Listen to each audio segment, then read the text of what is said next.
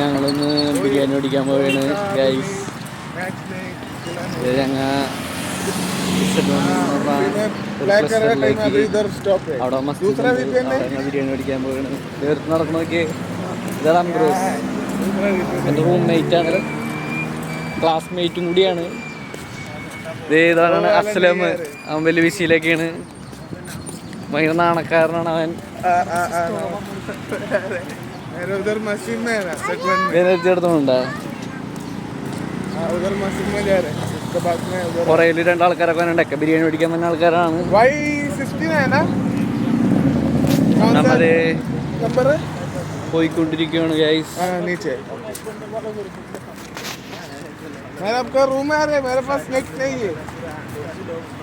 ഹിന്ദിയിലൊക്കെ ആശാൻ ഹിന്ദിയിലൊക്കെ പറയുന്നുണ്ട് അസ്ലം.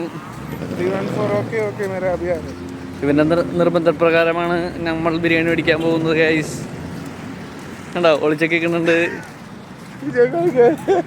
അവിടെ ഭയങ്കര തിരക്കായിരിക്കുള്ളൂ. അതാണ് ഞങ്ങൾ ഈ ടൈമിൽ തന്നെ പോണത് ബിരിയാണി മേടിക്കാനായിട്ട്.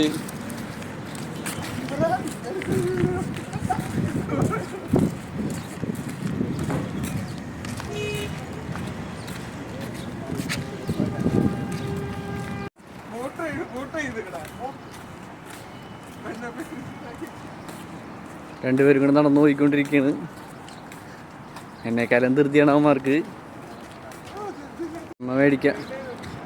മേടിക്കാൻ പോണ പള്ളി ഇതാ കാണുന്ന പള്ളിയിലാണ്. അവിടെ അത്യാവശ്യം ഒരുപാട് ആൾക്കാരുണ്ട്. അത്യാവശ്യമല്ല, നല്ലോണം ആൾക്കാരുണ്ട്. ഒരു 4 മണി സമയത്തൊക്കെ വരികയാണെങ്കിൽ ഈ ഏരിയയിൽ മൊത്തം ആൾക്കാരായിരിക്കുള്ളൂ. ഒരു ക്യൂ ആണ്. ഇതിപ്പോൾ പള്ളിയിലെ ക്യൂ ആണ്. അവിടെ ഇരിക്കുന്ന ആൾക്കാരൊക്കെ ബിരിയാണി മേടിക്കാൻ നിൽക്കുന്നവരാണ്. ഈ പോകുന്ന ആൾക്കാരെല്ലാവരും ബിരിയാണി വാങ്ങാനായിട്ട് പോകുന്ന ആൾക്കാരാണ്.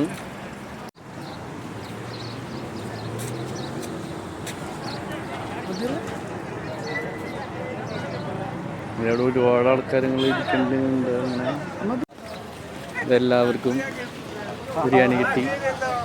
ഞങ്ങളുടെ ബോക്സൊക്കെ അസ്ലമിന് ഇറങ്ങിയിട്ട് എനിക്ക് ഇറങ്ങിയിട്ട് അംബ്രോസിന് ഇറങ്ങിയിട്ട് ഒരുപാട് ആൾക്കാർക്ക് ഇത് കിട്ടിക്കൊണ്ടൊക്കെ ഇരിക്കുന്നു. എല്ലാവരും പേടിച്ചു. ഞങ്ങളത് കഴിക്കാനായിട്ട് റൂമിലേക്ക് പോവുകയാണ്. കറിയായി ഇവിടെ മൊത്തം മറഞ്ഞു പോയത് കണ്ടാ. ഇതാണ് സംഭവം. ഇതിനകത്ത് ഇത് മറിഞ്ഞ് ഇവിടുത്തെ ഈ ഹോളിൽ കൂടെ എൻ്റെ മേത്തൊക്കെ കറിയായി ഗൈസ്. നടന്നോ നോക്കിയേ അംബ്രോസ്.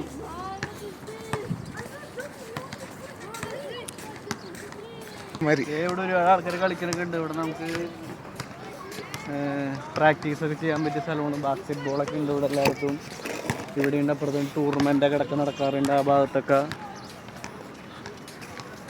ടൂർണമെൻറ്റിന് ആൾക്കാരൊക്കെ വന്നിട്ടുണ്ട്. ഡെയിലി ടൂർണമെൻ്റ് ഉണ്ട്. ട്രെയിലൊക്കെ അടിക്കാറുണ്ട്.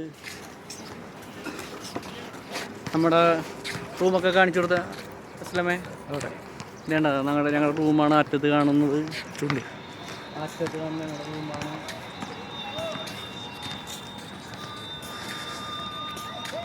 കേട്ടില്ല.